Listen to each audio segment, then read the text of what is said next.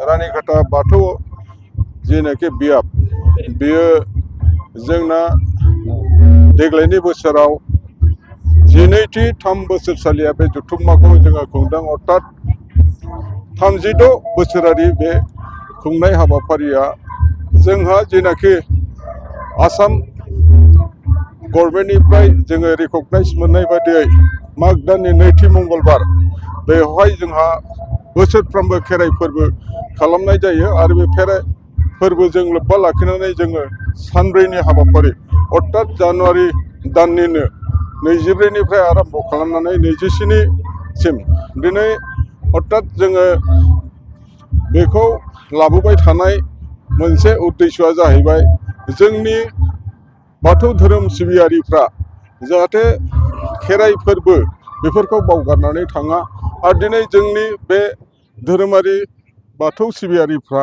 दिनै जोंनि हारिनि गाननाय जोमनाय बेफोरखौ जोङो बे समावनो जोङो दिन्थिफुंनो हानाय जोंहा मोनसे सुबिदा थायो। बेफोरनि थाखायनो जोङो बेखौ सानब्रैनि हाबाफारि जोङो एसे गोलाव बेखौ जोङो कनफारेन्सखौ लानाय जायो।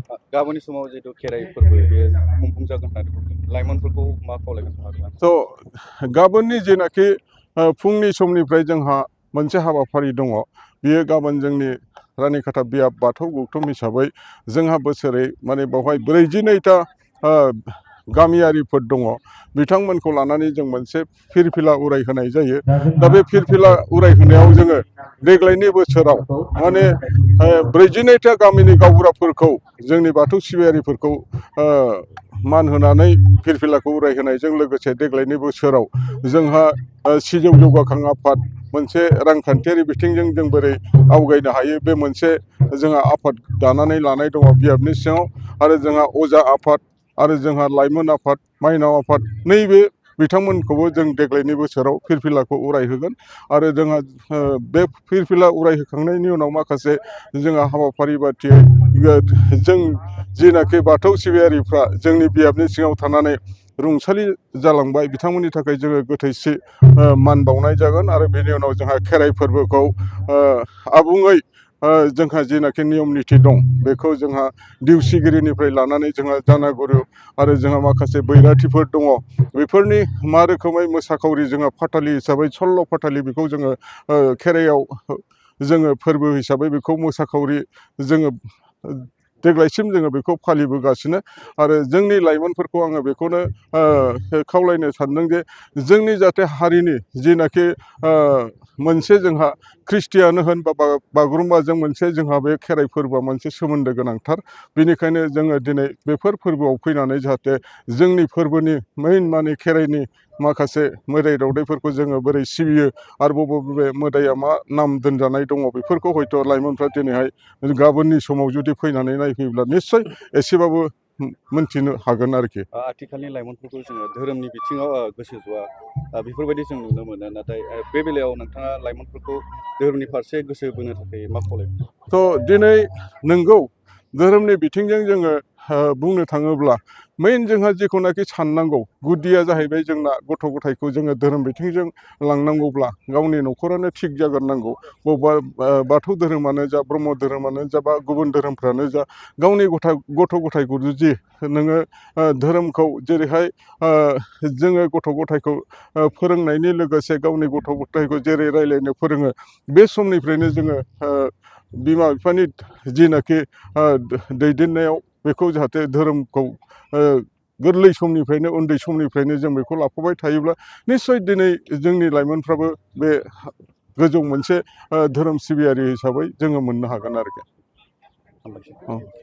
जिल्लानि दैदेनगिरि हिसाबै बाथौआरि हिसाबै आङो जिहेथु बे चिरां जिल्ला दुलाराय बाथौ गौथुमनिनो नेहाथारि, बे नेहाथारि हिसाबै आङो दिनैहाय फैगौ गोथार बाथौ साननि थाखाय जे गाबोनहाय जागोन माग दाननि नैथि मंगलबार 27 जानुवारि 2022नि जेनाखि गोथार बाथौ सान, बे गोथार बाथौ साननि थाखाय आङो बयखौबो बाथौ सानखौ गाजा गोमजायै फालिनो थाखाय बयखौबो खावलायग्रोबाय। आरो दिनैहाय आंखौहाय गाहाय आलासि हिसाबै बेवहाय बुंथिगिरि हिसाबै लेंहरदों गेवलां मेलाव। बे लेंहरनायनि थाखाय आं खोब गोजोननाय मोन्दों। मानोना जोङो बाथौ धोरोमनि सोमोन्दै मोनथिलायनांगौ गोबांथार दङ। बे बाथौ धोरोमनि सोमोन्दै मोनथिलायहोआब्ला जोङो इयुन जोलैफोरनो मोनथिहोआबा जानाय नङा। मानोना बेयो खोब गोनांथार। धोरोमासो जोंखौ हमथायो, आवसारि गोसोखौ धोरोमा हमथायो। दा बे आवसारि गोसोखौ धोरोमनि गेजेरजों जिहेथु जोङो हमथा होनो हायोब्ला माखासे गाज्रि खालामनो लानाय हाबाफारिफ्रा जोंना जोबनानै थांगोन। आरो दिनैहाय आङो खोब गोजोननाय मोन्दों बे बाथौ धोरोमजोंनो सोमोन्दो थानाय दाखालिसो जानानै थांनाय जेनाखि 17 जानुवारि बेवहाय जानानै थांनाय जेनाखि बागुरुम्बा दोहौ, बे दोहौआवबो बे हालामनिफ्राय माने नैबे जोंनि जेनाखि चिरां जिल्लानिफ्राय 500निबो बारा बाहागो लाहैदों बागुरुम्बायाव दोहौआव। आरो लोगोसे नैबे रुनिखाता बियाब गौथुमनिफ्रायबो 30सोनिबो बारा बाहागो लाहैदों। बेवहाय आं गोजोननाय बावदों आरो बियो मोजाङैनो जाफुंसारबाय। बिनि थाखाय आं खोब गोजोननाय मोन्दों। आरो धोरोम हिसाबै जोङो बाथौ धोरोम हिसाबै जों बर' हारिखौ जों सिनायथिनो हायो। मानोना बेहाय थुनलाइ जौगानायावबो धोरोमजों सोमोन्दो दङ। जेरैहाय हिन्दु धोरोमा थुनलाइयारि हिसाबै जौगादों। जों बुंनो हागोन रामायण, महाभारत, गीता बेफोरखौ लानानैनो जोंनि जेनाखि थुनलाइ, जेनेबा होनदो बांला थुनलाइ, गुबुन गुबुन थुनलाइ बेफोरो गेवस्रादों।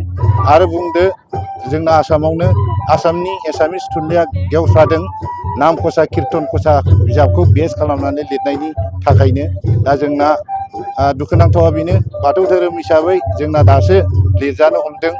लिरजानाय गैयाब्लाबो जोङो जिहेथु नंगौ बेखौनो सिबिबाय थादों नालाय बेवहाय लिरनायनिबो गोनांथि सानाखैमोन जोङो।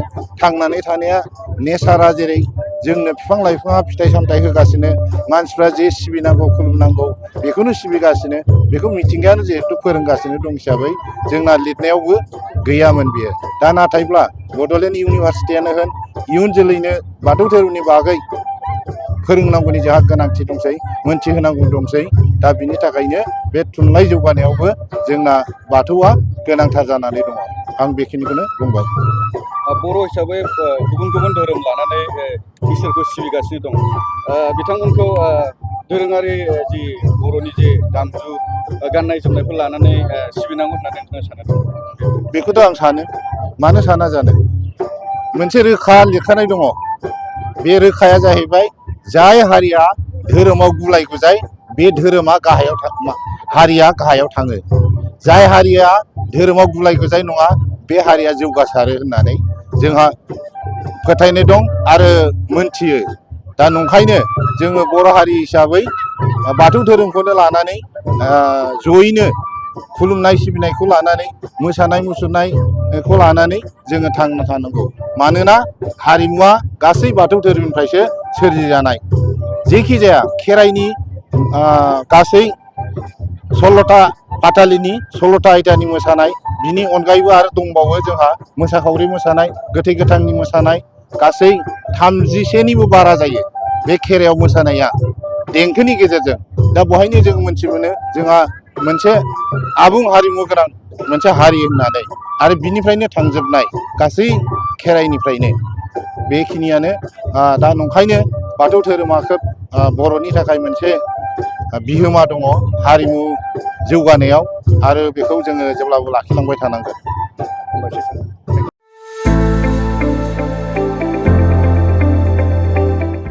गोजोनथाव खौरां।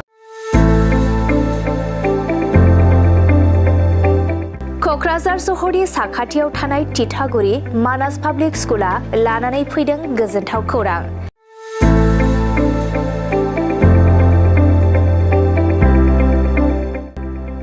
मानास पाब्लिक स्कुला गुन गोनां सोलोंथाइ बोसोरनि नार्सारिनिफ्राय थाखो 9 सिम फरायसा फरायसुलिफोरनि गोदानै 2026-27 मायथाइनि गोदानै मुं थिसननायनि खाबुफोर होगासिनो दं।